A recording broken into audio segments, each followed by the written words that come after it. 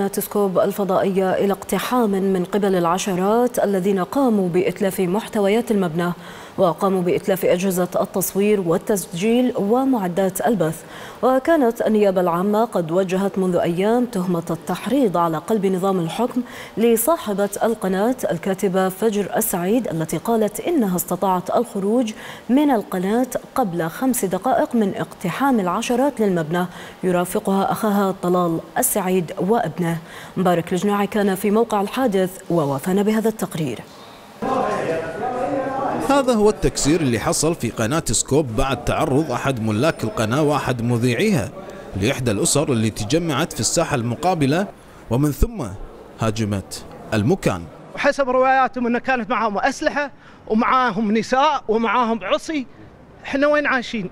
يعني إذا فعلا وصلنا لهذه الأمر فعلى الدنيا السلام. احنا دولة قانون، واحنا كعائلة أكرر وأعيد أن الملجأ الوحيد إذا احنا فعلا نحترم القانون هو القانون، وهذا مو ضعف ولا هو خوف.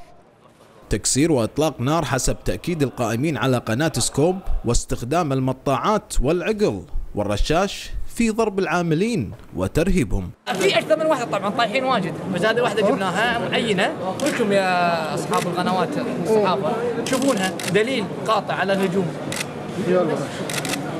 وأتمنى إن شاء الله. شنو الأسلحة الثانية استخدموها؟ لحد الآن موجودين فوج الجنائية منعونا من الخروج لها، الدخول لها. إن شاء الله ما في ضحايا. لا ما في ضحايا إن شاء الله، إن شاء الله هي إصابات خفيفة. قد قامت الأدلة الجنائية بمعاينة الحادث، في حين تواجدت الأجهزة الإعلامية بكثافة لتغطية تعرض جهاز إعلامي للتخريب. بسبب برنامج بث من هذا الاستوديو اللي نفس ما أنتم شايفين الحين مكسر، صار اللي صار. إلا أن مصادر مقربة من ملاك القناة أكدوا أن الخسائر تتجاوز ال1,000,000 دينار. مبارك الجناعي، تلفزيون الوطن، من قناة سكوب.